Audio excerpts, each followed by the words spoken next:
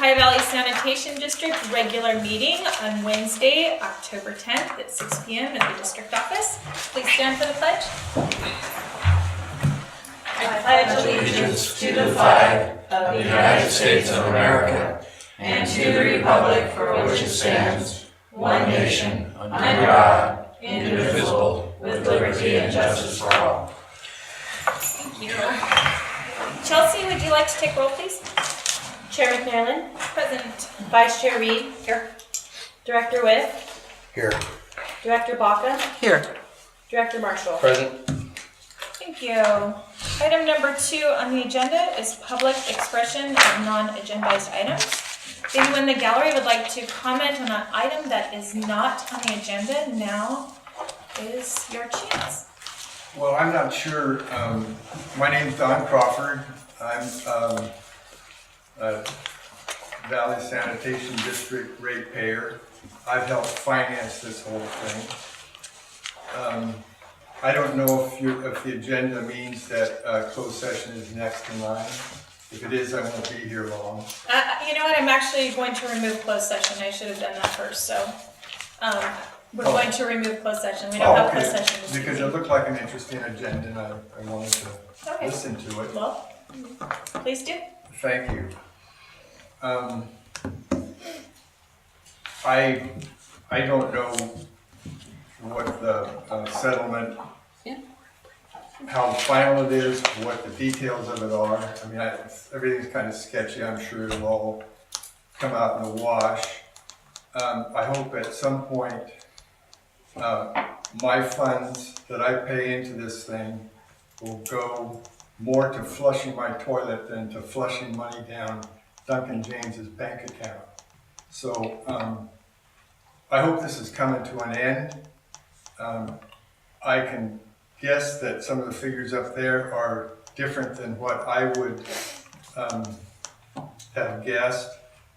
I heard from people I would trust more than most anybody in this room that $9,000 that was supposedly gained somehow was actually district money to begin with, held in reserve to keep it from being squandered, and the district did get that money released, but there's a little bit of a game being played here. It looks like it. So we're actually going to discuss the settlement as one of the agenda items. Oh, okay. Well, I'll be like happy. I said. So would you like 3 minutes then? Sure. That's okay. Fine. Thank you. Now's the opportunity to speak on anything that is not on the agenda. Okay. Okay, we're going to close item number 2. As I mentioned earlier to Mr. Crawford and the board that we don't have closed session today. We're just so used to having that on the agenda that it's a template. So no closed session this evening. So now item number 3 is the approval of board meeting minutes. Does anyone have any corrections to the minutes? Does anyone from the public wish to speak on this item? Nope. Okay, see none. Is there a motion? Move to approve. Second. Motion was Vice Chair, and the second was Director Bottom. Good call. All in favor, please say aye. Aye. Opposed? Thank you. Item number 4 is the consent calendar. Does anyone wish to pull anything from consent? Does anyone in the gallery have any comments on the consent item? No? Seeing none? I entertain a motion to approve the consent item. Make a motion to approve the consent. I'll second this. Motion by Director Marshall and a second by Director Witt. To approve consent. All in favor, please say aye. Aye. Opposed? Thank you. The next item on the agenda is item number 5. It's for discussion regarding the district manager position. And Director Baca, you have the floor. This is your item. Okay, I have, I prepared my thoughts together, so it'll only be 3 minutes, and then you can make comments and questions afterwards, okay? This is regarding the district manager position. Since the lawsuit has settled and finances are beginning to be sorted out, it has become apparent to me that there are many steps in sequence that needs to be done in the future, including securing competent financial professionals to sort out our books, to set up monthly plan steps that must be followed to avoid future disagreements. And I talked at great length with Dan Buffalo during the previous months about this, which is needed, and he agreed, and he called it putting together a financial manual. And we talked about this financial manual at great length. And the third is more issues seem to be surfacing that we need to be resolved to avoid conflict with the city as we go forward. With these items in mind, I wanted to discuss postponing hiring a new district manager, as Mark has a good understanding of what needs to be done in the near term. He has a good working relationship with the city and city staff and the board as a whole. So all our efforts as a board at this time, I think, need to concentrate on the settlement agreement, the bond refinance, and running the district. I wouldn't have brought this forward without talking to Mark first to see if he would be willing and able to continue until springtime of next year. With that said, if we decide to postpone the interviews, I understand that we would need to talk about sending an email to those candidates in our queue and asking them if they might still be interested at a later date, and possibly reopening the job announcement at some later date and perhaps revisit the job description before doing so. Because I think the district manager is vitally important for the success of the board and settlement agreement going forward. I think the position is evolving as the requirements of the settlement emerge in detail. So in my view, and that's why I want to talk to everybody about it, a strong financial manager who may need to learn about sewer services appears to be more valuable to me rather than an experienced sanitation engineer, even though we will be hiring outside financial experts in the future. So that's kind of what I've been thinking about, and so I open it up for discussion. Thank you. Well said. Floor's open to discussion. Well, the first thing is, it's a little bit of a switch, because I know that prior to this, you've been really pushing to get a district manager in here. Mm-hmm. And I really support that. I think that the sooner we get somebody on board, the better. And when you talk about all these different things that need to be developed, I think it would be better to have somebody who, if we're going to bring somebody on board, I think it'd be better to bring them up, be part of that process, so that we can both not just get their input, they can get our input, and they become part of this transition, as opposed to, quote, making a transition and then bringing somebody on. I can see the reasons behind that, but personally, I think it'd be nice to bring somebody in that's a part of that process. And as far as Mark goes, I think he's been great. I have absolutely no difficulty having him stay till spring, but to me, I think it's an advantage to bring somebody in during that transition. Okay, and what else does everybody else think? Vice Chair. Yeah, I agree with Ken as far as, while we're at the beginning stages of that, having somebody grow with us and go through it and obviously Mark's been doing a great job. It has nothing to do with that, but I think that right now we have some good candidates that have applied, and it's worth it to me to go through the process and see where we're at, and like I said, grow with somebody rather than try to bring them on board and then spend so much time catching them up. Because right now everything's new to us also. So, Director Webb? I'd like to interview a couple of the applicants, and the biggest problem I see in the business world, I think, anymore is the lack of training that the individuals that take people's place have. And I think it'd be really beneficial to have a new district manager spend quite a bit of time with Mark going through this process. Would that be possible to have a long training period? Mark's we willing. have the ability to have that conversation for sure, depending on which applicant that we end up Yeah. Going. I mean, we're gonna have to do an interview process and lay it out on what it'll be. Maybe there's a training period. No, fun. So my biggest concern is the bond.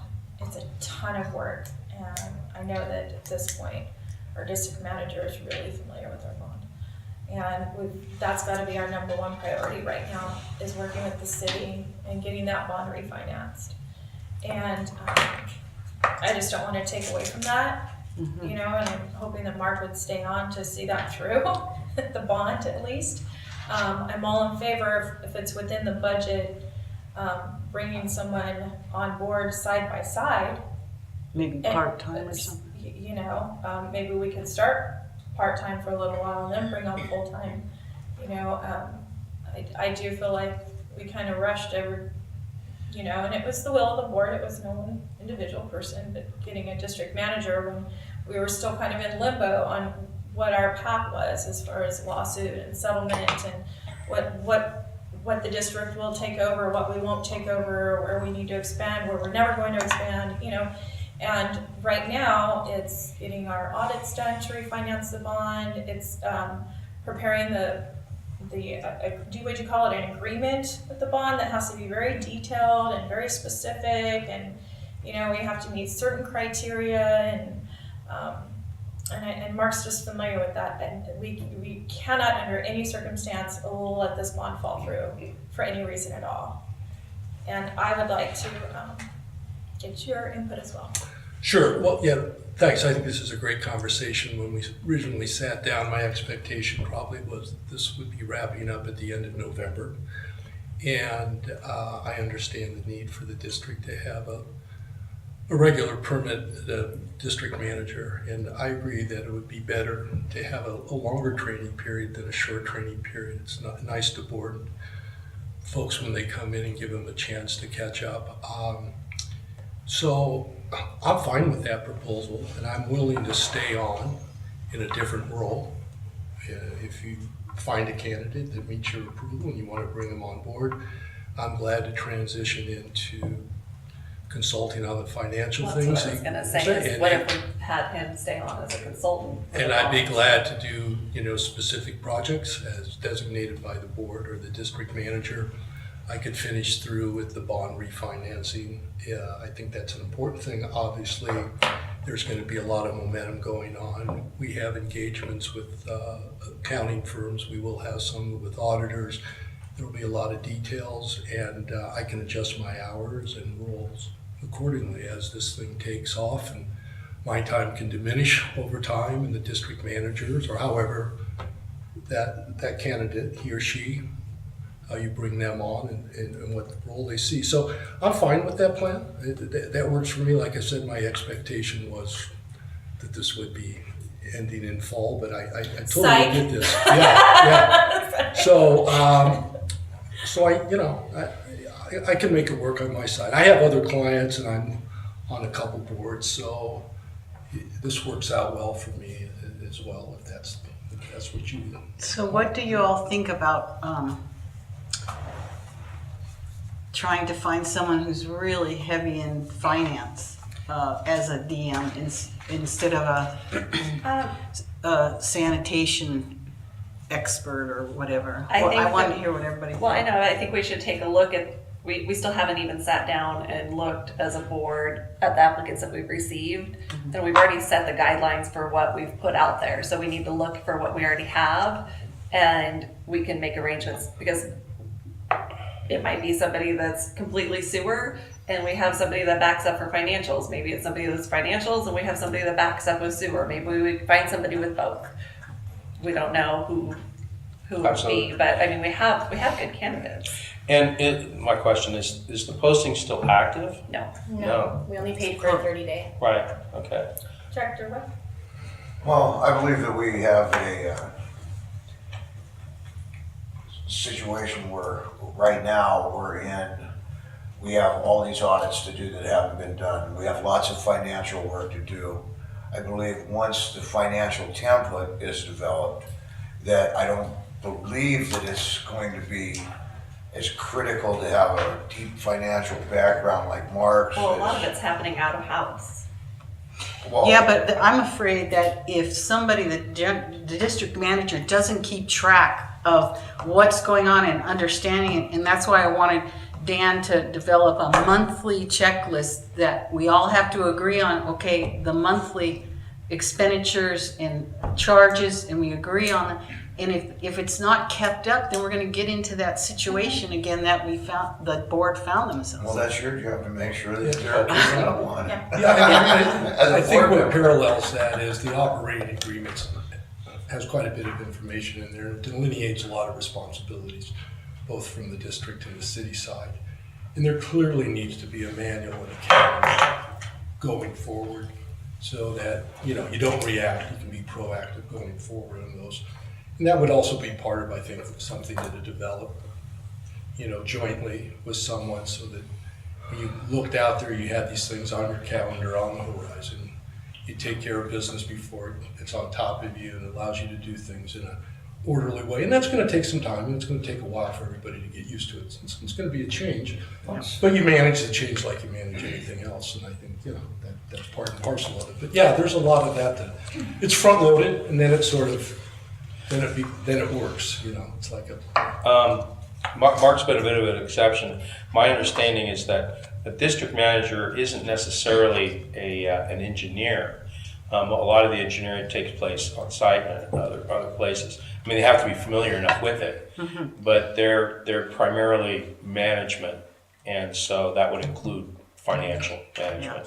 It is a tough job. I mean, it covers a lot of ground. Yep. It's really not gonna be, the bookkeeping for this entity is not that complex. Okay, once everything's resolved. I mean, But our new operating agreement means that we get monthly statements on Yes. what we're getting billed, and we give monthly statements on what we're using. And that is critically important to keep up on every single one of those.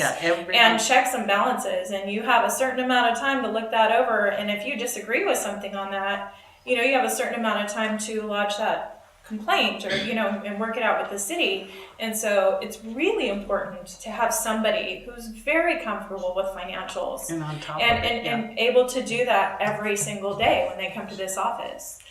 So I agree with Director Bauckham in that I really believe the financial aspect of our district right now is more important than knowing a sewer system or, being able to manage 100 staff. We have you to.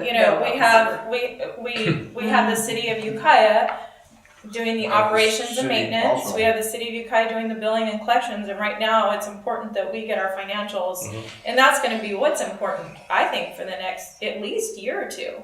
Keeping on top of those, so it's critically important. So I just tend to agree with Director Bauckham on. well, I'm not trying to minimize the complexity of the situation, but it's somewhat a good,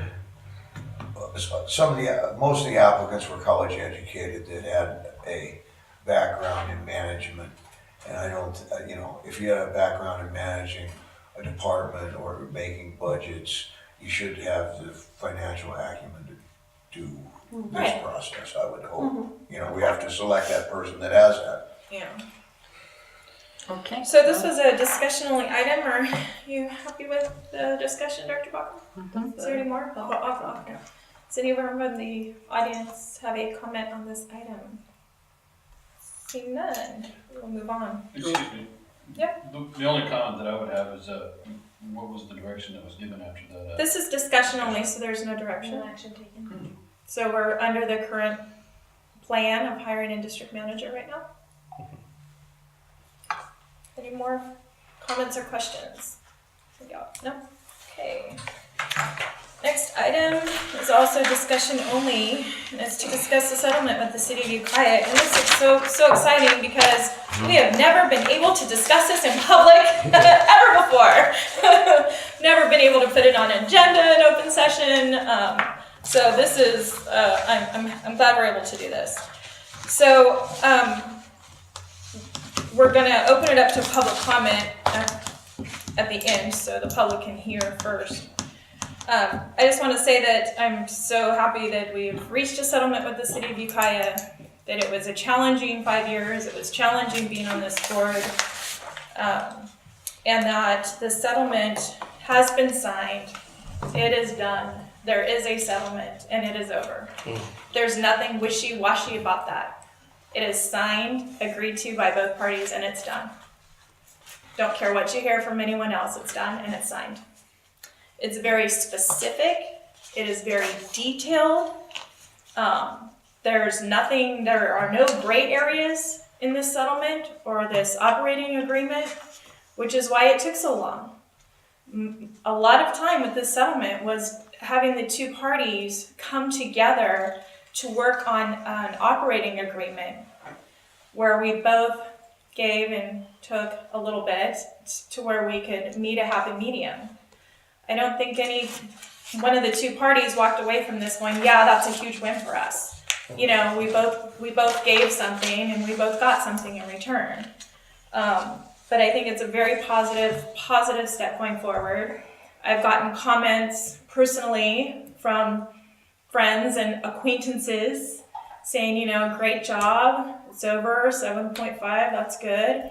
And I've gotten other messages saying, 7.5, are you kidding me? What did you walk away from? What's going on? You know, so I wanted to put it on the agenda tonight and just discuss it a little bit and discuss that the benefits to the district of this settlement, the benefits to the district of this new agreement with the city of Ukiah, and that it is positive and it's a step forward for us and it's a step in the right direction. And so I've asked Duncan to present a little something on just an overview of the benefits to the district for this settlement.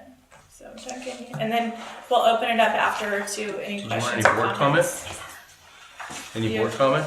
You want to comment previous to or after his? You can comment whenever you like. You want to comment now? Yeah, it's Sure. just because there's always the assumption that the lawsuit was frivolous and unnecessary.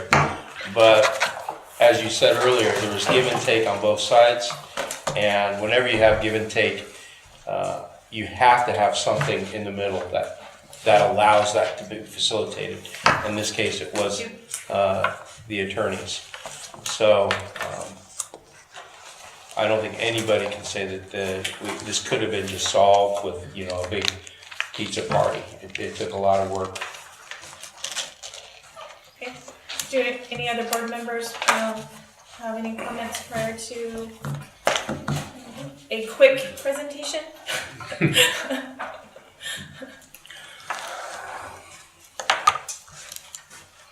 First of all, I'd like to say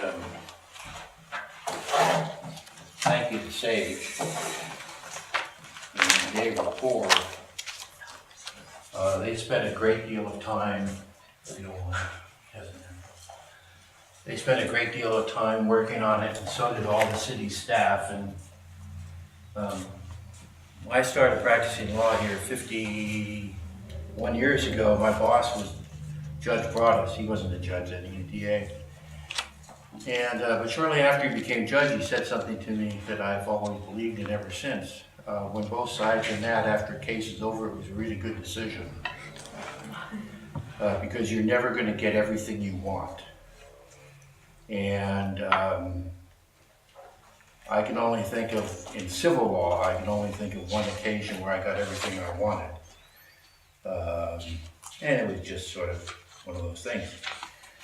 So without the city, as much as we were fighting with one another and arguing with one another and calling each other sometimes names, the whole purpose of this was to get to a conclusion and get us to work together in a better way in the future, because the agreements that the district were operating under for 60 years were atrocious. And they were all full of ambiguities, and really nobody knew, the right hand didn't know what the left hand was doing, and depending on who you were talking to, you were always getting different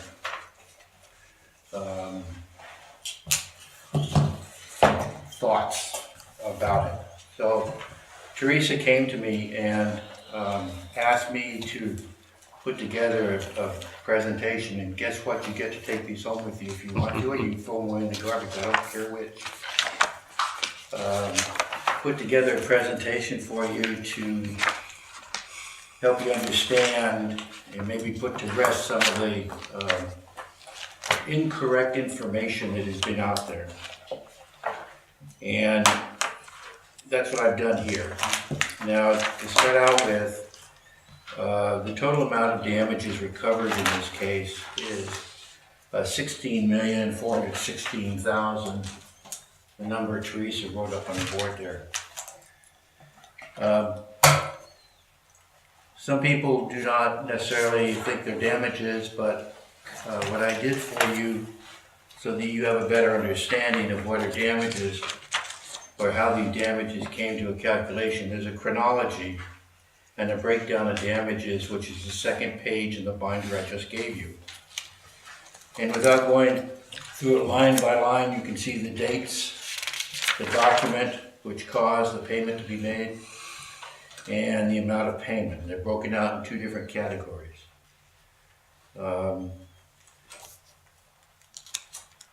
Some people will argue that, well, the rate stabilization money wasn't damages. Well, in fact, in the complaint, and I cite the paragraphs in the complaint, we were suing the city to recover the rate stabilization funds. And it goes on and on and on. When this money comes back into it, it's as a result of the lawsuit. Had we proceeded to trial and a damage figure was given, let's say it's $1 at the end of trial, a portion of that calculation would have been rate stabilization funds. It would not be broken out by what it was. A jury just gives you the lump sum figure. And so that was all part of the damages we were seeking. Now,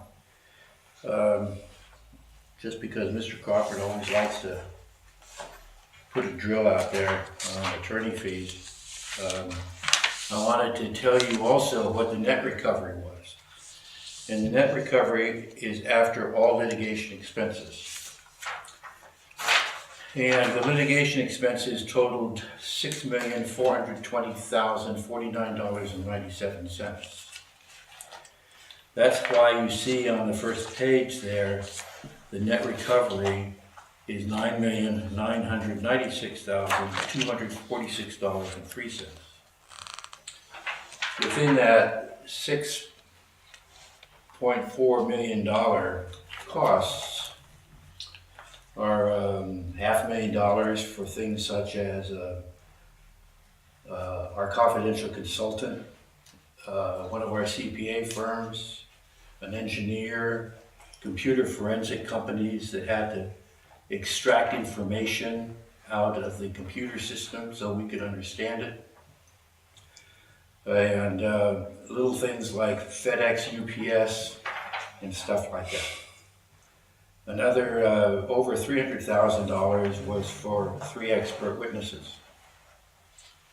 Another approximately $100,000 was to pay for things such as photocopies.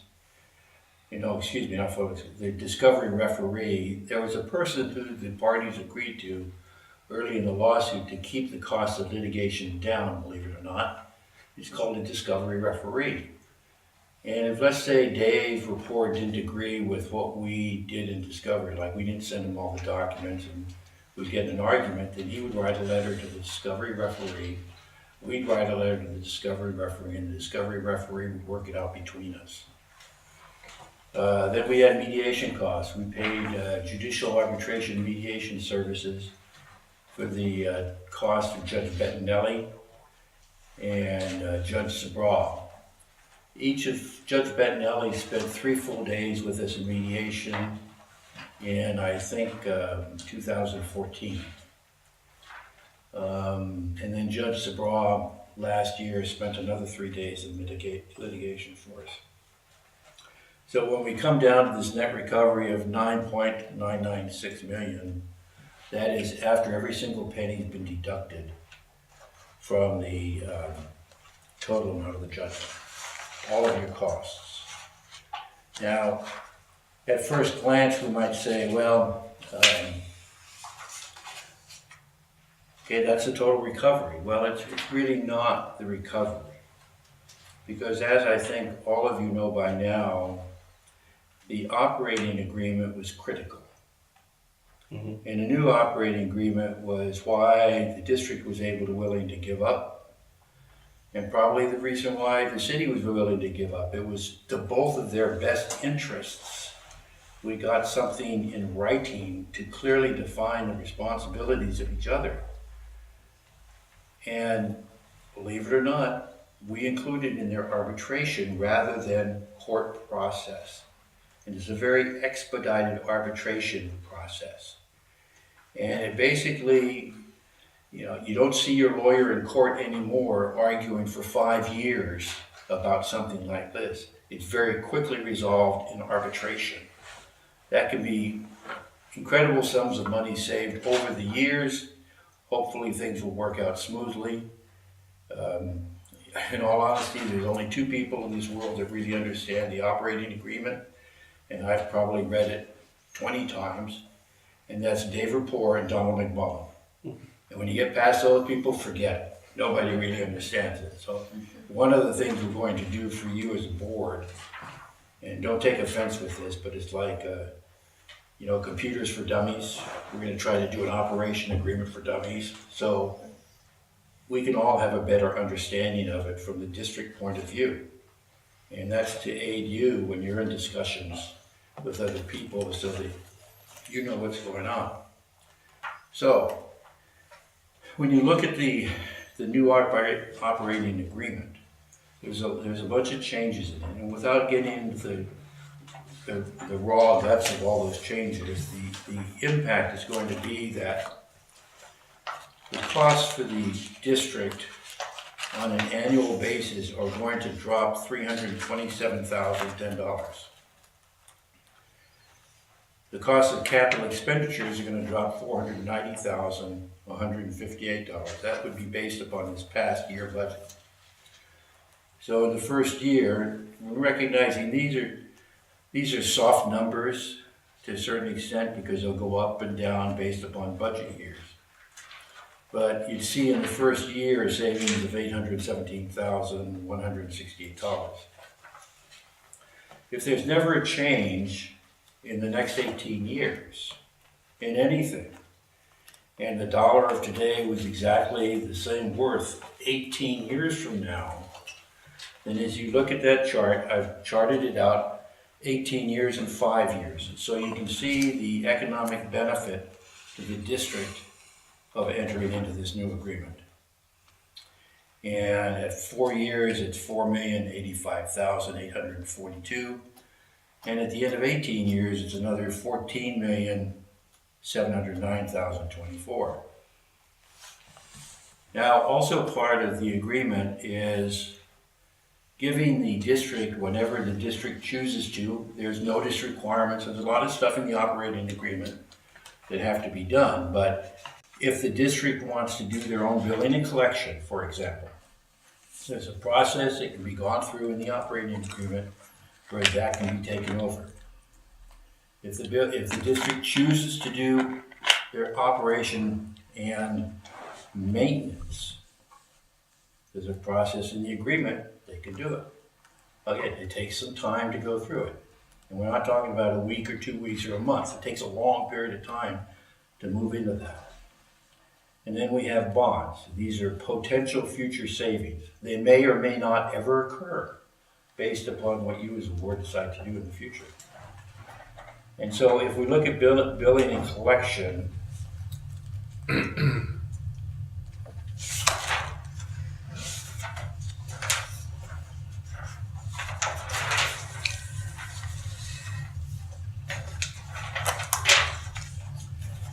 I've heard bantered around a lot of criticism of the city about billing and collection and wrong numbers put out there, and an implication which is actually contrary to what the accounting information proved.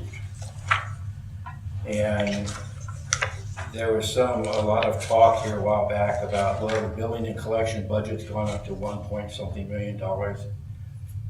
It's actually $1,410,376. And the district was going to have to pay this outrageous portion of that. Well, that's just simply not true. Because the billing and collection covers a whole lot of different city agencies. And in fact, the billing and collection calculations, according to our CPA, none of these calculations are done by me, they're done by Ned Stalker, who I know you've met probably. She's our CPA, she was prepared as our expert witness, one of the expert witnesses for trial. We were charged 16% of the amount. So our cost of billing and collection was $221,274. Now, you say, well, how can you have a savings of $146? Well, I've been in discussions with one Identify about what would it cost for this particular entity to take over our billing and collections. And it's right around the $60,000 to $80,000 figure on an annual basis. And so I grabbed halfway in between, or a little bit higher than halfway in between. I picked $75,000 as a cost of billing and collection. And so if we were able to work out a final agreement with that entity, our costs would drop from, again, the current day, $221,000, drop down to $75,000, so you'd have $146,000 savings. Operations and maintenance, that's probably a really difficult thing to estimate.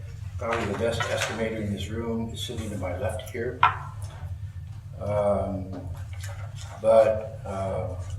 Over the past year, and particularly through some of the depositions, it appears that a greater percentage of the work done in the sewer system is actually done within the city limits, and I'm not including the overlap area in that.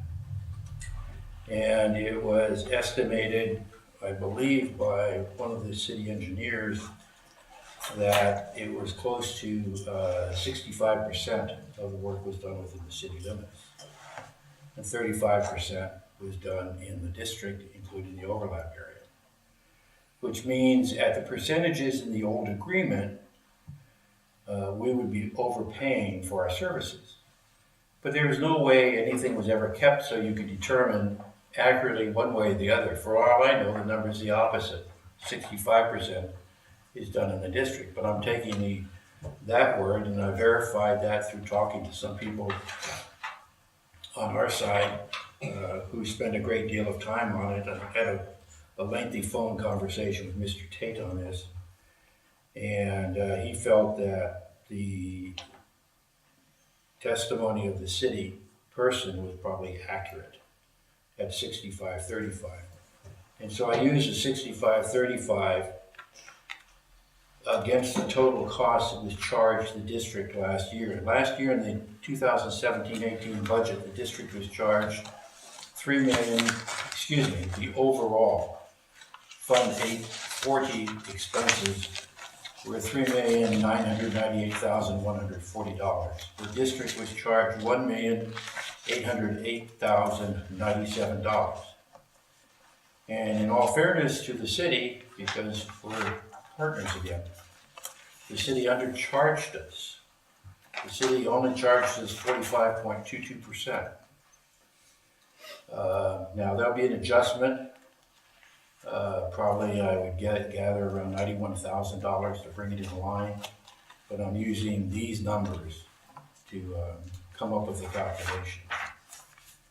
And so when we go through the rest of the calculations, it appears as though the projected net savings to the district on an annual basis would be $598,140, because it's anticipated the cost of operations and maintenance for the district will be running around $1.2 million instead of this $1.8 million. So there's a lot of savings there, but they're not savings you have until you become totally independent. You may not, you may choose to leave it where it is. That's up to all of you to do. And the final thing on potential future savings is bonds. This has been an effort that's been on and off for a couple years with the city. The city and my office has been working very hard, as well as Mark, on trying to get the new bond issued. And if we are able to successfully go through the bonding, it's our opinion that there'll be about a $39,722 a year savings to the district. That does not include any savings that may occur as a result of the reduction of the interest rate on the bonds. There's no way I can forecast that, so it's not figured in here. So the potential future savings is $1,601,304. That just quickly multiplies on out, as you see. So I'll answer any questions you have. I had a question. Yeah. Operations and maintenance, are you talking about repairing sewer laterals? You're not talking about the plant operations, No, just no. whatever's going on in the district, repairs and replacement of The city owns the plant. Yeah. We have nothing to do with the plant, except the way stuff gets to the plant is through the district trunk line. So you're talking about repairs with On the streets. district? Yeah, okay. Now, To the collector mains, Yeah. not the laterals. Not the laterals. The laterals are the private individuals. if my lateral at my office breaks, the city doesn't come repair it, Duncan pays for it. Yeah. And to the point where it connects to the main. Okay. Are there any more questions from the board? Any board members? I'll open it up to the gallery. Does anyone from the gallery have any questions or comments? And this is all public information that we can provide anyone that would like it. It's here. Well, I'd just like to finish up on what I was saying. I'm not gonna enter into a debate with a lawyer about anything. Then there's some jargon involved here that I don't understand, that Duncan does, and perhaps people smarter than me understand. But the settlement was $7-something million. That's what I read in the newspaper. And this $9 million still has me confused, because that was not money that the district, according to what I've understood from some pretty smart people, that was not money that actually was removed from city funds and brought to district funds. That was reserves held through some kind of mandate or something, a safety mandate, that was held in a trust that was actually district money. So I may be wrong on that, but as I said, I trust the people I spoke with more about that than I trust Duncan. Well, let me respond to that. You If can. it was in a trust that Well- we weren't allowed, let me finish, that we weren't allowed to touch, then we wouldn't have been able to touch it. So we did have to file a lawsuit to recover certain district money that was not being released to us. Right. And the first sum was that. There were two more sums to that adds up to the 16 before the 7.5. And those were sums of money that we didn't know existed because they were found during investigation into financial documents. So those are monies that we didn't know we had. And then we went to mediation to try to recuperate those monies once every party was made aware that they existed. Okay, so there is no way that I as a board member could try to recuperate funds I did not know existed. Okay, so we did have to have attorneys, we did have to have forensic accountants to find money and recover money for us, in addition to the final settlement of 7.5. So when people say 7.5 is nothing because you had a $20 million settlement, I say back up, wait a minute. We've met with the city 3 or 4 times and this was agreed to be released to the, yes, that is your money, yes, that is yours, you found it, it's yours now. And this happened, 3 times? Okay, so what you're saying is not true. It's false, that was in some sort of special fund that had to be held in a trust that we could never touch. If that was the case, we still would not have touched it. And guess what? That has been released to us.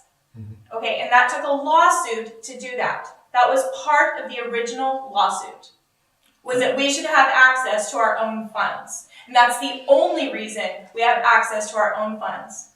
Unfortunately, Mr. Crawford, you passed on the book that I handed you. I did. And if you had kept it and looked at page 2. Well, I passed it on to somebody else. I'm trying to respond to your question to inform you. Well, you're commenting on what I did with it. You're insulting me and don't do that. Well, you've been standing here insulting me, so I You mean, can have what's mine, fair? Mr. You get paid well to listen to it. I don't get paid well to listen to you.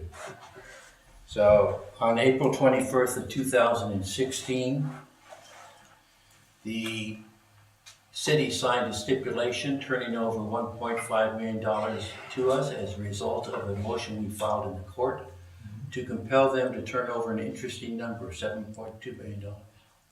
You don't think that's damages? You don't think that comes out of the litigation? Whoever you're talking to is not very well informed.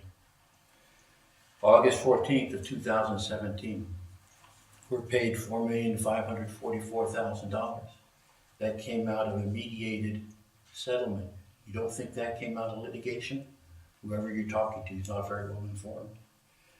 So when you come down with all of these figures, the $16,416,296.49, it all came out of litigation. It doesn't matter where it came from. I would say out of the last portion, the 7.5 million, we provided that 2.5 million is going to be held in a special reserve fund for the purposes of paying down principal. Does that make it any less damages? No, not in the eyes of the court. So anyway, trying to answer your question. Yeah. Thank you. I think this board did a great job in reaching this settlement, and I think the city did a great job. And I'm just happy that we can move forward and as a team with the city, and I think there's benefits to both sides. Both sides of this. Yes, Director Marshall. Not to mention the settlement agreement, which is a result, The new agreement. which is huge. And that was really what we wanted from the get-go. It wasn't all about getting as much money we can, or it wasn't about sticking it to anybody. It was about having an agreement that both sides feel are fair. And I think the city can agree this is a fair agreement. We agree it's a fair agreement, and we're going to move forward in a positive direction. And I really look forward to our relationship with the city. I appreciate Sage being here, and I appreciate Sage working with Mark on the bond. That's so important for both of us. Don't forget Tim. Yeah, Tim. Thank you, Tim. And his expert engineering services. So, but I felt like we've had our hands and tied for so long and not being able to discuss this, that we just really needed to put everything out in the open. And I'll tell you, when I got a text from the newspaper saying, "Can you make a comment?" It took me an hour to respond to her, and within that hour, she had already posted the article. So literally, I probably had 5 minutes to make a comment. And then when I did make a comment, it was probably about 5 sentences, and she put in a half a sentence in my comment. So the paper's not doing us justice when it comes to trying to say, hey, this is a benefit to the district too. This agreement, it's 7.5, doesn't seem like a lot, but this is really good for us, and this is going to move in a great direction. And I just, want everybody to know that. Okay? Any more comments from anyone? No. Let's move forward. Thank you. Thank you, Doctor.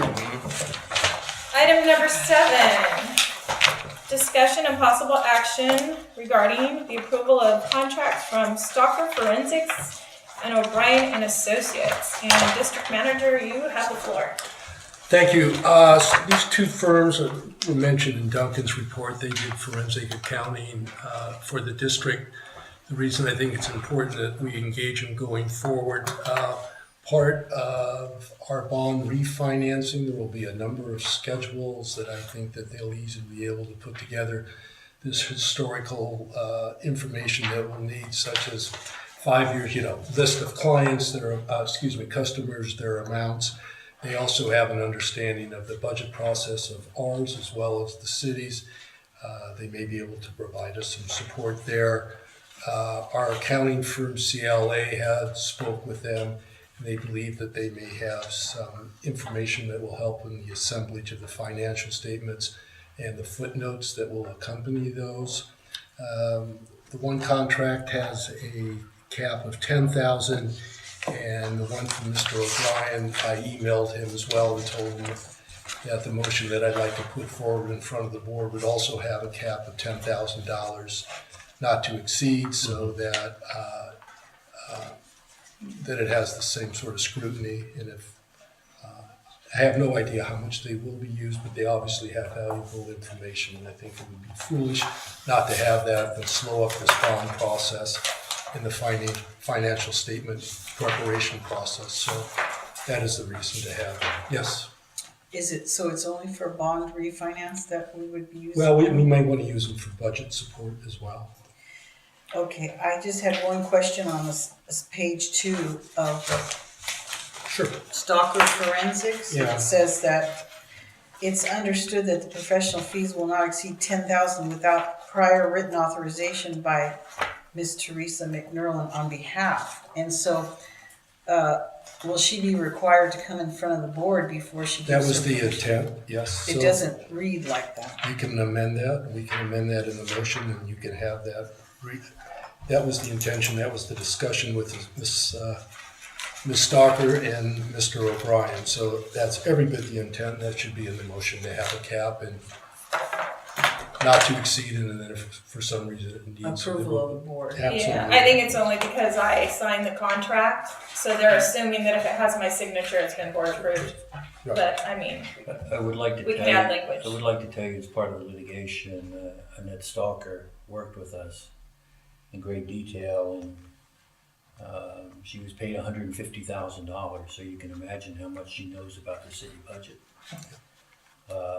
Plus, she, part of that time was working with our confidential expert, who's paid an awful lot of money too. So she knows your books better than anybody probably, and she can put together those numbers for you in the past 5 years relatively quick. Yeah, I feel the same way. I feel the same way that we've invested a lot of money in her to know our business well. And I think it's really prudent to use her in the future. It would probably cost 3 times, 4 times more to go anywhere else at this point. Well, They're not- nobody has that history. Yeah, Yeah. I mean, just to even try to get that, yeah, you couldn't get it. Because, yes. And one other question, Mark, was I was hoping that you would keep track of expenses that are directly related to bond refinance. So after we refinance the bond, we'll have an itemized list of expenses that it took to refinance the bond, so that when we start listing our savings, we can deduct all the expenses first before we actually see a net savings. Yeah, You no, know, I how can- many years it would take. Sure, no, I think that's readily identifiable. We'll have expenses, we'll have invoices, and it's easy enough to take those invoices and we can allocate, all or part of them to bond refi or to budgets or whatever, so that there'll be plenty of detail. That should not be a problem whatsoever. Any other comments or questions from the board? I'll make a motion. I'm gonna open it up to public comment Okay. first. Okay. Is there anyone from the public wishing to comment on this item? Could you state your name? Yeah, Matt Frommer, City Ukiah. That same paragraph that you had mentioned, that said, Ms. Teresa McFarland on behalf of Ukiah Sanitation District.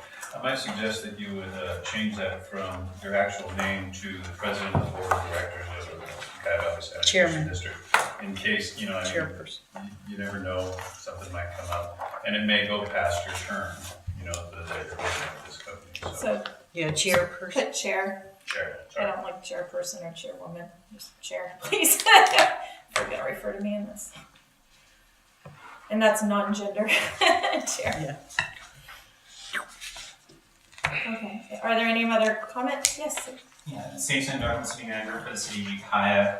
When I first saw this item, I was a little nervous because it doesn't mention anything about acquiring these services for bond refinancing.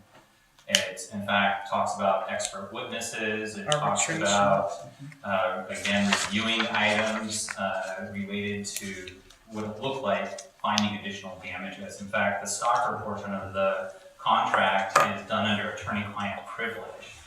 And, we're really hoping for a cooperative relationship with the district moving forward.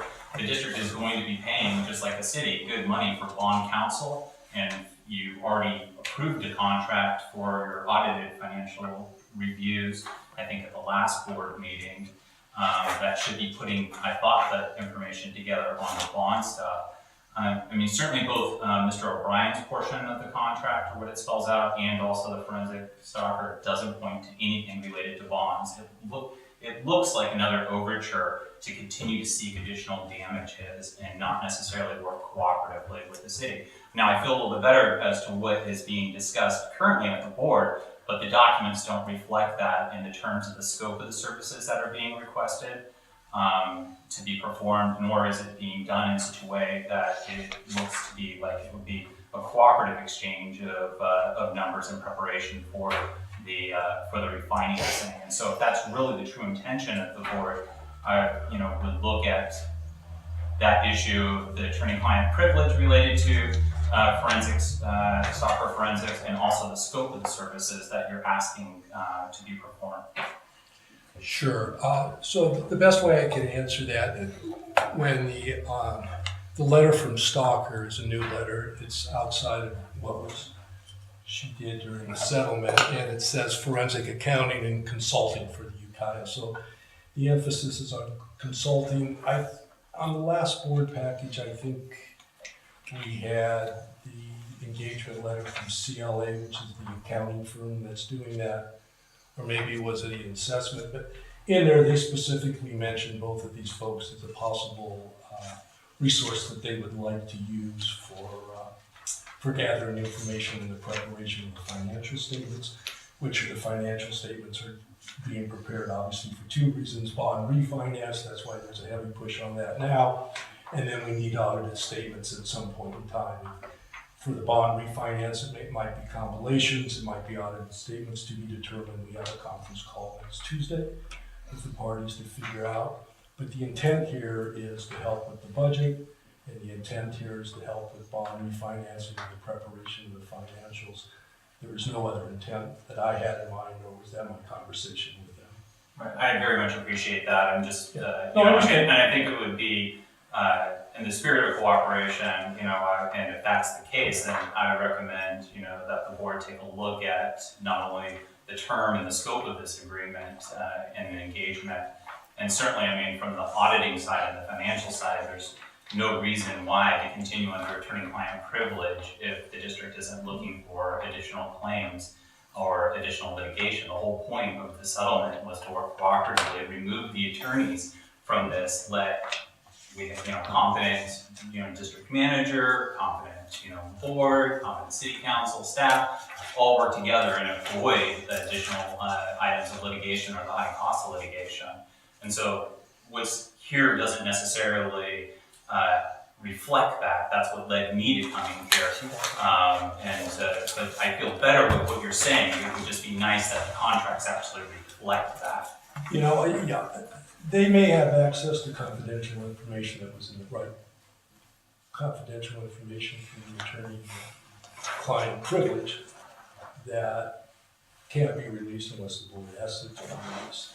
So I don't know, but this agreement was, all their impetuses are going to be the help that they provide outside of, that's, I honestly see what Sage is referencing. okay. And I think you can easily line through if you wanted to do it. What page are you on? It's the last sentence of the first paragraph. I understand that the work performed by me will be confidential, constituting a portion of your work product. And this is addressed to Pat O'Brien. I would guess it's probably a cut and paste or her typical contract because she's a forensic accountant, which means she testifies, and she usually is hired by an attorney and then testifies in court. So I think that a phone call to Annette, or she'd send you another one and take that sentence out. Well, our intent is we have, we're not sure how many years of audited financials we're gonna need to recreate or to create.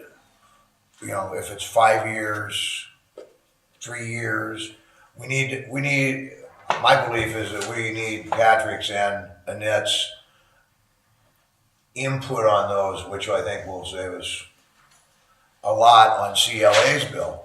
But that's not what we're talking about here. Well, That's but not the it is, question.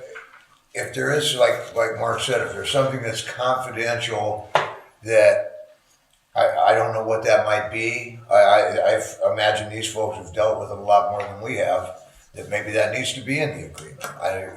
We'll have to run it by her. There can be emails going to and from Pat, which might be confidential, just because she's an attorney, but Yeah, the whole purpose here has nothing to do with nothing to do with litigation. It was my understanding, and maybe you can answer that in the participation agreement, the city and the board has agreed to arbitration with some party. In the new operating agreement. Yeah, yes. so this wouldn't even apply, because if we had to go into arbitration about something we disagreed about, we've already agreed in the participation agreement to go into arbitration with a certain. But that may not prohibit either the city or us from keeping certain information confidential and not having to disclose it.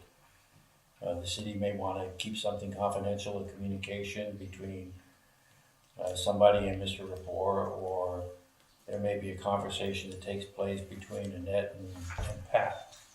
It should remain confidential because it's part of case preparation. But this is strictly meant to help put together a budget, nothing else. So I think if we just eliminate that sentence, right, saying that I understand that the work performed will be confidential, we can eliminate that sentence. I'll call Annette. The work doesn't have to be confidential, right?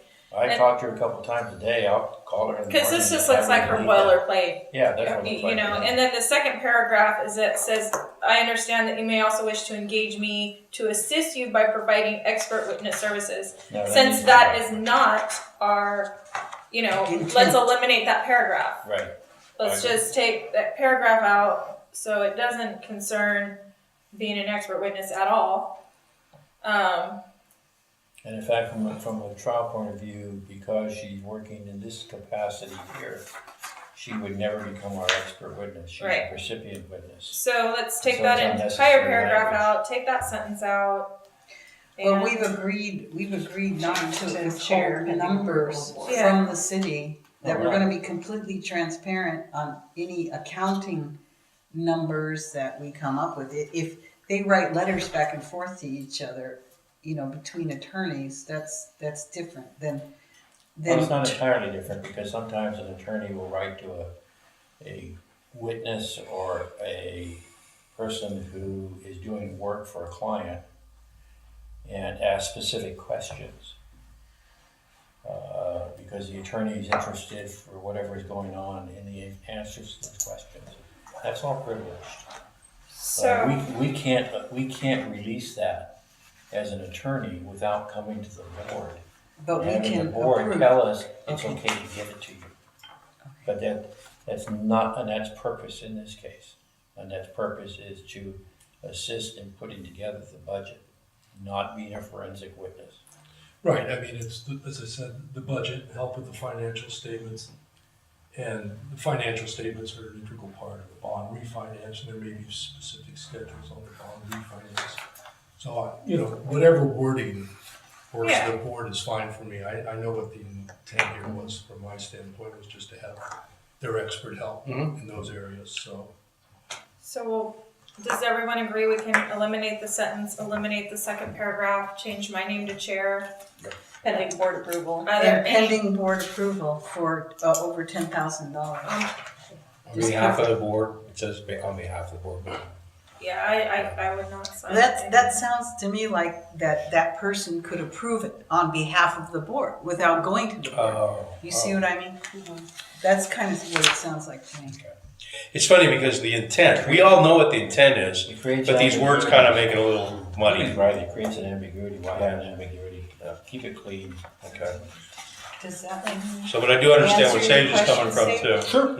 As you read that, it I will- probably Yeah, didn't hear board this. approval behind the UVSD. It is understood that the professional services fees will not exceed $10,000 without written authorization by UVSD. There you go. One comment, and I understand what Duncan is saying, if the correspondence between, the accountant and the attorney was in preparation of a claim or a case, that's perfectly legitimate to be attorney-client privilege. If the purpose of bringing her on is to develop the paperwork for the bond and so forth, why is the district not just hiring her directly? Yeah, isn't that all Why public is record? Why is it under the terms of an attorney that is going to be hiring her as a third, in this case, the district isn't hiring her directly, Pat O'Brien's hiring her, and the district is assuming the financial responsibilities to that contract. And again, I would say that, there's language cleanup on both Mr. O'Brien and the Stalker agreement that should be cleaned up with regards to what the intent is, what the term is, what the purpose is. I think it's really important that we work to be very clear with each other, very open with each other, and we have good documentation and contracts that spell out what the people that are coming on to assist both the city and the district are doing in their performance for this operation. And so if it's not an intent for moving forward with a claim or additional, then the district should just be hiring her directly. And not under the attorney-client privilege, and both the scope of the agreements and the term of the work and the type of work that each are going to be performing should be tightened up to be reflective of what you've discussed this evening. Why is that Pat O'Brien's? Well, they have a working relationship. I have no idea why Pat did it. This is the first time I saw the contract list tonight. Yeah, and so I understand, Sage, where you're coming from. I get that. My intent was in such a different place. So to me, I was looking to get an agreement in place so that I we can start see no using- problem with what Sage is talking about, is having the contract directly with the board. Yeah, it makes Appears to no me- sense to have him as the middleman. Dr. Yeah, Marshall? it cost us more money. Well, he also may have some information that He has a lot of information So we need that he both. can help with, which, helps get the whole thing together, because he's the numbers man on our side of the case, and so he understands it. Yeah, I once again, I just restate that our intent, we all understand our intent, and so how Sage is reading it, I can see how he comes up with that. Duncan, you understand what the concerns are here, I and agree with Sage, and I understand his certainly- position. So I don't why know don't if we we need to clean up the revisit letters this. We could and come back with it all cleaned up? We can just, well, then you have another special We have to have a meeting. special meeting. We're up against the time frame. Right. From what I understand, the Sage is much more in tune with it than I am, but we got some fast deadlines moving right now So as it relates to the bond refinance. If you don't move, you lose. Why don't we propose that we work directly with Annette to Patrick, and then we use Patrick's services if necessary? Yeah. Does Annette, And Does she always work with Patrick, or does she contract out specifically on She her own? works with With a a lot of variety different of law church. firms. I don't see that as a problem. I can call Annette first thing in the morning and have her just redo the contract directly with the board. And then And just, and delete the references to That would be forensic great. accounting. That's not a and delete the references to witnessing, the being a Yeah. special witness and all Yeah. that. We can do that, and then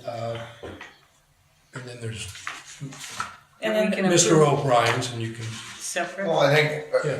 Duncan, you know, we had a lot of information presented to us. That information was presented in a form of this is what we found.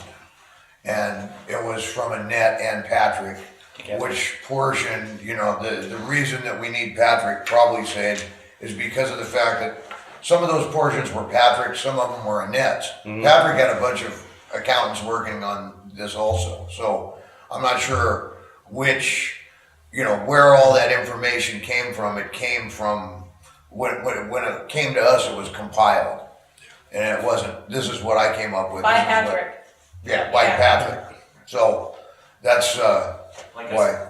I'm sorry, I feel good about this conversation, you know, so this, and the steps, and I appreciate the board willing to consider that and tightening up. I would also just recommend again that both the scope of services that are being provided, that we, that, you know, both Mr. O'Brien's scope of services are not necessarily well defined. It doesn't mention anything about in preparation of the bond, I don't believe, in there. And so it'd just be nice to be able to outline, in my opinion, and for, you know, and for the record, and for your record of what is being, why you're hiring these individuals, it'd be nice to get that cleaned up. And it sounds like the board has the intention of wanting to do that, so I appreciate that very much. That's our Yeah, I goal. think that's a good suggestion.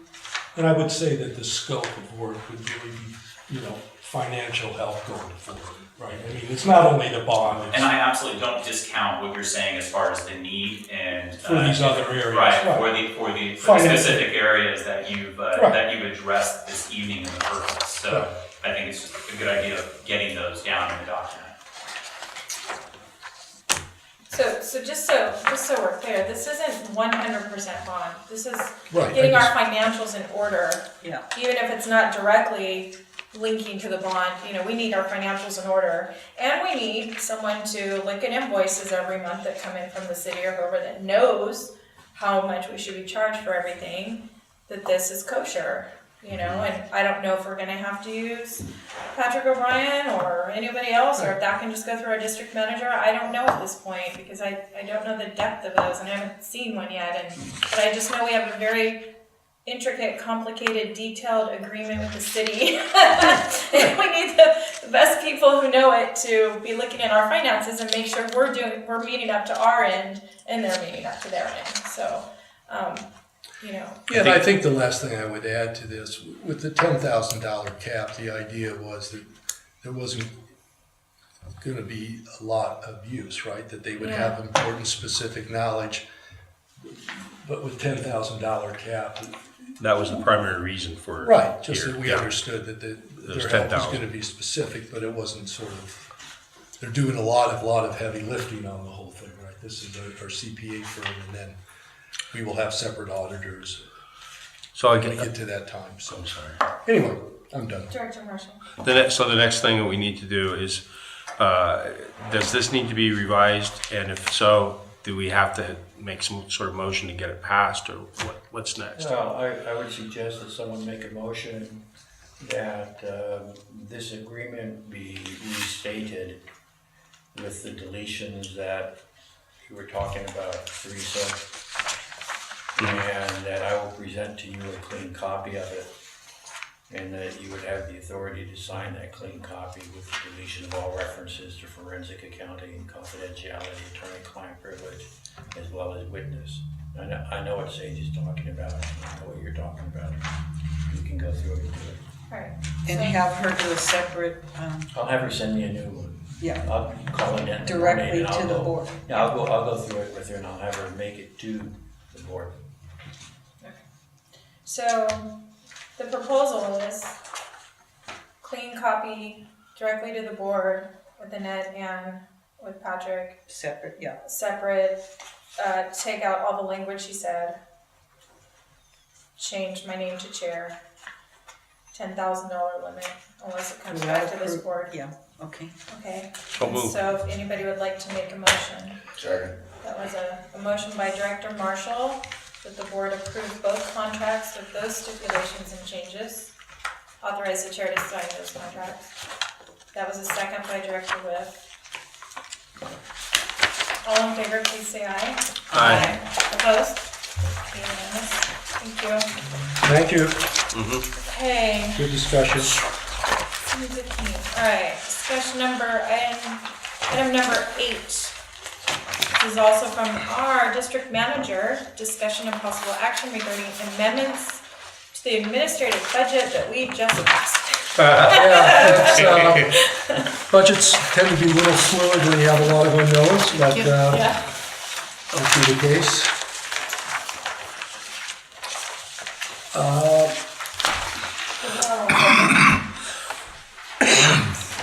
So we passed a budget, as we know, on our September 12th meeting. There were some unknowns there, and clearly one of them was the settlement. Were we going to settle or not? At the time of that budget, nothing had been definitively decided, so we had some figures in there that were really realizing that was going to be the situation. Where there was also some estimates made on the other large item, what I think would be audits for the district. So what I did in this column, you'll see the September 12 version, the final. October 10 is proposed, and then the column over there that says difference just clearly shows the line items that are going to be changed. Couple are, and I'll go through them, and then we can certainly ask any questions. I just made a mistake on supplies. I had $100 in there. I meant 1,000, and then when I really started looking at our bills, I thought it should be 2,500. We're doing a lot more printing, both with things that we've done recently as well. I think with the bond refinance coming up, we're going to have a lot of stuff that we're just going to print. We're going through a ton of ink, and there's other supplies that we just need to have as we also reorganize the office and clean up. So that's why there's a change there. The administrative error on my standpoint.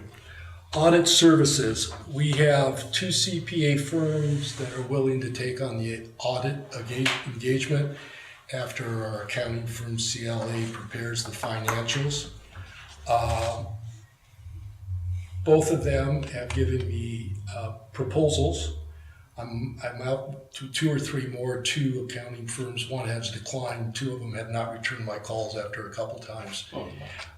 The range is from I think I wrote it down, $65,000 to $85,000 for the 5 years, depending on the time and need.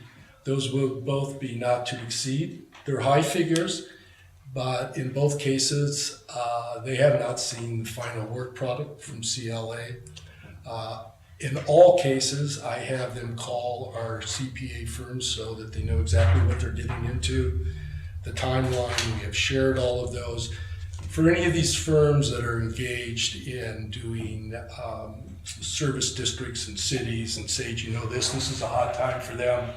They're pretty well manned out there. A lot of them are at full capacity. So asking them to sort of stretch and get these audits done early. I've asked for 2 scenarios. One, to have them done, let's say, in January, and then another scenario where they do it in a more orderly fashion. But I put in the greatest amount, which was the $85,000, into the budget. I would hope it wouldn't be that much, and I suspect if 2 comparable firms are there, we would go with the lowest. But there is a change. The requirements to get those audited statements have just gone up. So it's the reality from the quotes that we have. And then the one item that went up, the line item, was legal fees. In large measure, I had them through August Actual, I estimated for September. I clearly, at the time in August, thought perhaps we had a settlement that would be done. We signed the settlement papers, I think, October 1st. So we had a whole month where the attorneys were working on the settlement, and they were also preparing their case for court, depending where that went. So that you can see to the right, I have put in actual numbers for the 3 months, and the 3 months worth of attorney fees already exceeded the budget that we had for the fiscal year. And then there were some estimates going forward for a variety of services to help the district implement the operating agreement and various other items. So legal fees and the CPA PR fees. newsletter also. Yeah, that was a conversation. I'm sorry, thank you very much. There was some talk about possibility of the district putting out a newsletter, 1 or 2 during the course of the year, that you have a big topic to discuss. And it may be something you want to do as a board ongoing to your ratepayers. It's a placeholder, depends on how you want to communicate with your customers. And so the idea was to have something in there if you wanted to do it. So that was the reason. Yes. What are the election fees, That was $9,000? the last election for the board. We didn't get the bill until this fiscal year. To elect us? Yeah, Yeah. how the election goes is the cost of it gets spread among the various districts that are on the ballot. That way the county passes on down to the district, the Yeah. expense. That was an invoice received and paid already. In the state controller's report, that's for next year coming up? The one we have to file, yes. But I thought that the district manager, you just do that as a course of your duties to put that together. Yeah, that was a budgeted item that's been in there every year. So I didn't know if there was a filing fee or why that was there. And there was, I don't know how much is in there, $1,400? $1,500. Yeah, so if we don't spend it, we don't need it, then we don't have to spend it. Yeah. And LAFCO, $9,500. Shared cost.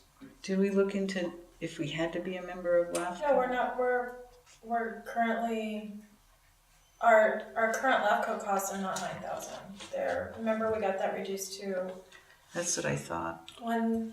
Well, we paid a bill for $9,486. That was the budgeted cost. That you're thinking of our membership with CSDA that you got reduced. Oh, LAFCO, I'm sorry. LAFCO's one that we had to pay. It was our share. We had to pay, it was our No, share, and that's why we- that's, again, a bill received and paid. Talking about. So the only time you can not be part of LAFCO is if you're not financially viable. If you're in the red completely as a district, and then you can opt out of LAFCO. But if you're not, you're pretty much forced to be part of LAFCO. So there's the answer there. So we had to go. So we paid the bill. Moving on. And LAFCO's happy that they got that money. So. And then what I'm going to do monthly is give you, put in the actuals for the month. So you see July, August, and September. You'll have an ongoing view of those numbers by category and from the sources. Yeah, like it should be. Yeah. Awesome. So, are there any, before we move on to any motions, are there any comments from the public on item number 8, the budget amendment? Seeing none, we'll close it, open it back up to the board. Move to approve amended budget. There's been a motion by Vice Chair Reed. I second. Second by Director Baca. All in favor, please say aye. Aye. Aye. Opposed? Thank you. Thank you. Item number 9, announcements, other business matters. Mr. General Manager, do you have anything for us? A couple items. I'm sure you're tired of hearing my voice, but just some updates. We finished the phase 1 with CLA. The engagement's going on. Jeff Peak, the CPA, came in. We met with Dan Buffalo, had a very good meeting with him, with the city. They've had ongoing communications on the financials. It's my understanding we're getting everything from the city that we need to go forward to get to prepare the financials. So I think that's been a good relationship. We've We're going to have Fridays, we're going to have updated calls on the preparation of the financials, the status, both where we are, the money, the timing.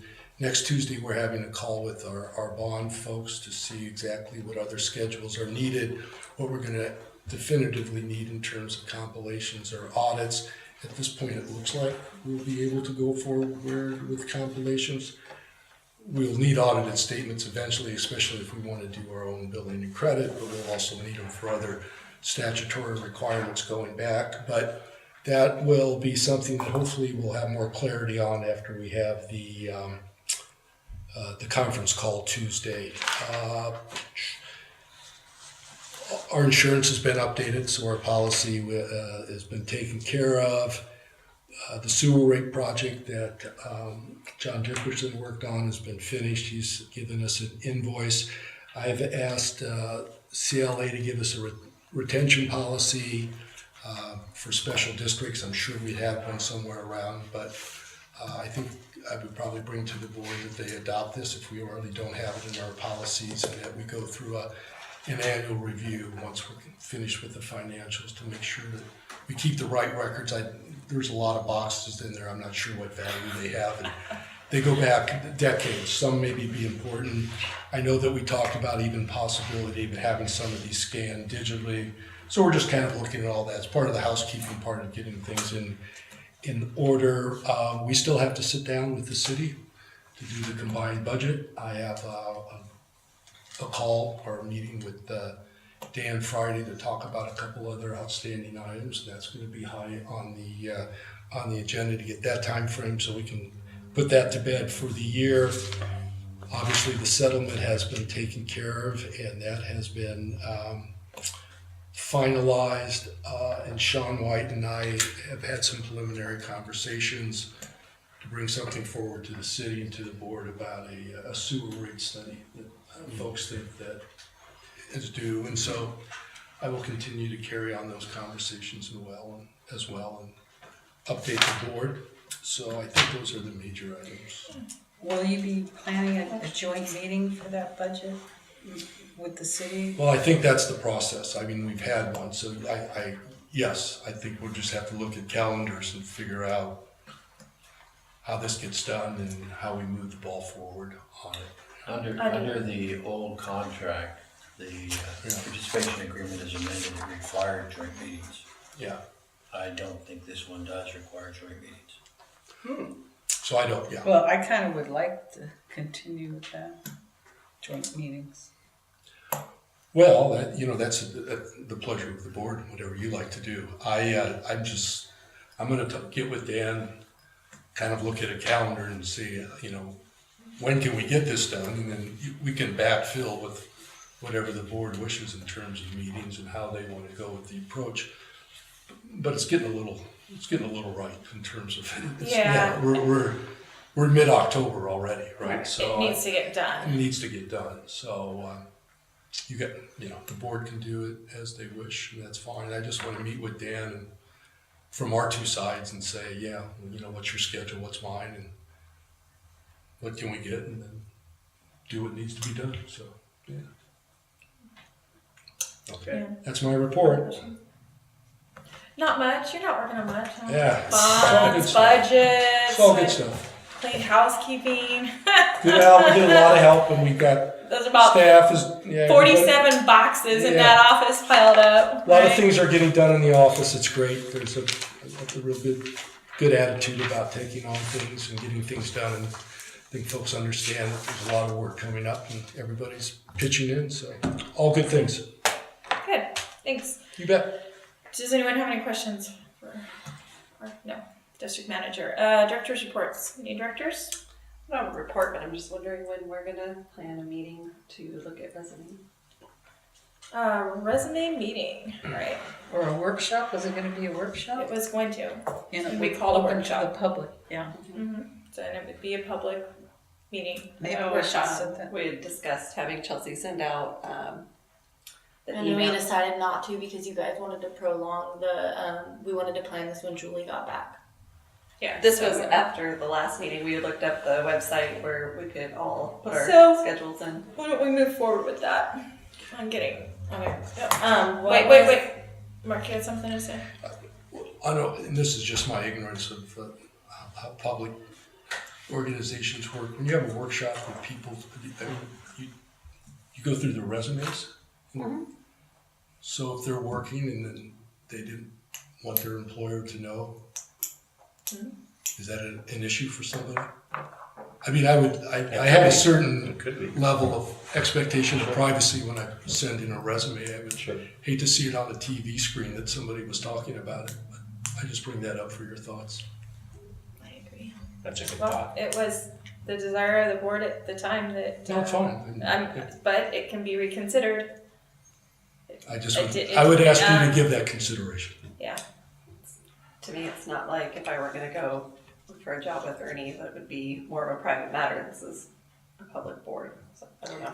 Well, no, I think the issue is if you have gainful employment with an employer and that employer now knows you're looking for other gainful employment, you may not be gainfully employed much longer. Probably Sage can answer the question quicker than anybody, but, or correct me where I'm wrong on this one, but when somebody submits an application to a governmental entity, they're usually treated as confidential. I can't imagine. In fact, the whole personnel file is confidential, you can't get access to it. So the workshop would be I was closed. wondering if it's possible, because I believe the initial meeting will be to screen through all the applicants, come up with just a couple that we're interested in.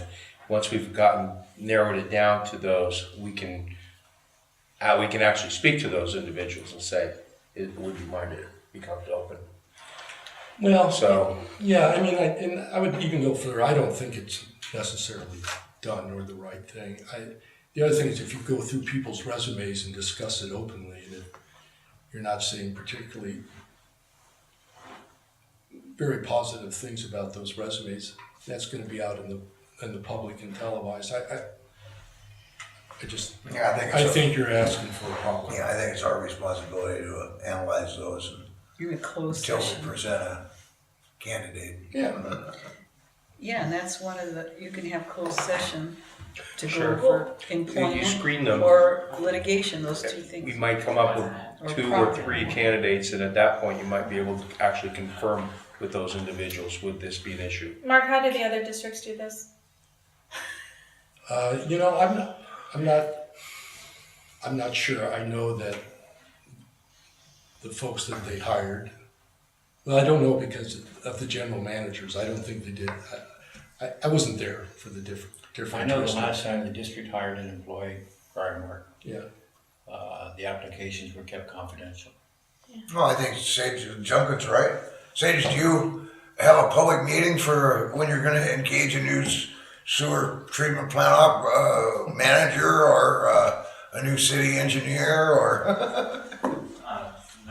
The council doesn't hire those individuals. It's the city manager's responsibility. There's different requirements it's a different requirement if you're entering I think it's a different requirement if you're entering an employment relationship versus a contract relationship. Contracts are clearly not closed session items unless it's pertaining to something litigation and maybe some other things. But I would think that you would probably want to seek legal advice about it's very narrow terms as to when you could meet under closed session and what items you could discuss under closed session. So you may want to do that. I've seen other city councils and boards do it with an ad hoc for the screening process. I'm not the right one to ask. Unfortunately, I don't know those direct answers, but I would think that you'd probably want to seek legal advice as to what is an appropriate item for closed session or not. And then that might provide the direction you need as far as what options you have to consider that. How this board did it in the past for hiring a general manager is once we got all the resumes, we had an ad hoc committee. Right. And then that ad hoc committee brought forward the top resumes to, I want to say, was it closed session? It was, and in fact, the prior board had my office make contact directly with some of the applicants to carry on discussions and negotiations as it related to the position. I would suggest that's probably standard operating procedure. Yeah. So that's how we did it in the past. I'm curious Matt, did you have anything you wanted to add? Wait, as soon as the board's done, I'll open it up to public. Thank you. Are there any more questions from the board or comments about I do think how we you need, feel moving forward and putting everybody's resumes in a public meeting? that's what I feel very strongly because that could come back like a whammy. We don't wanna do that. No. That somebody may really object to that, and we got all kinds of problems. Are there any comments from the public on this? Yes? My board at Russian River Flood Control is currently going through this, and we have engaged an outside firm to do the backgrounding and to do the legwork and bring to the board of directors to an ad hoc committee, a group of eligible candidates, which the ad hoc committee would then review, make their recommendation to the full board. But none of that is done in a private, public setting. The other board that I was on just didn't bother engaging a company. They put together a committee, a screening committee, where they went through and they went through the background and all the resumes, and then also made a recommendation to their board. It kind of runs the gamut along those lines, but I would agree that doing it in a public forum might be uncomfortable for some people. Inappropriate.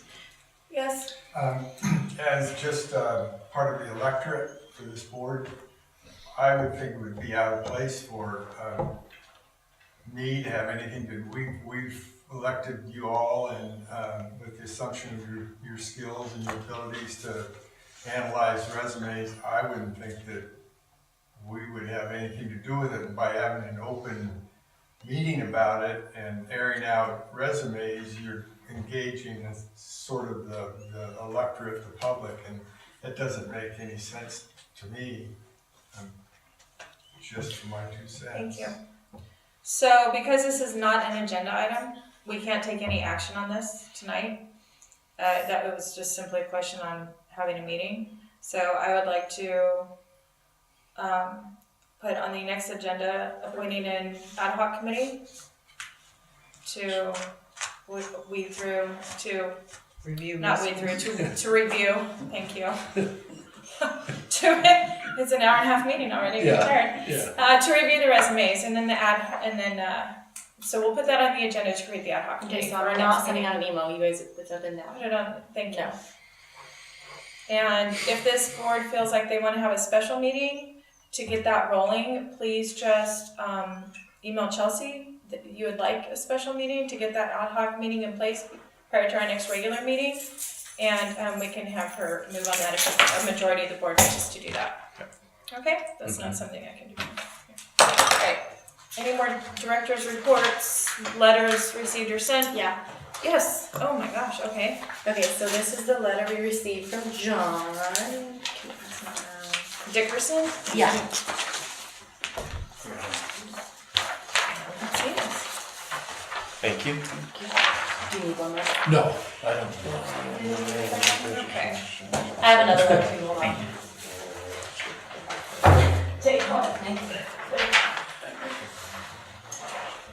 Okay, and then, Any other communication? yeah, we should this is a receive? letter that was sent out in regards to our public hearing to the only man that we gave an exception to accept payment. Mm-hmm. And I never received, I received a first payment, but you're supposed to pay monthly and be on time with it. And he has yet to pay it, so I just sent him a letter reminding him. Okay. So he's in violation, you are in violation of that agreement. Call Chelsea immediately if you're watching. Yeah. Right. Okay, we have your letter. Thank you, Chelsea. You're welcome. Any other letters sent or received? Any board members? No. Next regular meeting is November 14th, and we are now adjourned at 7:39. Thank you.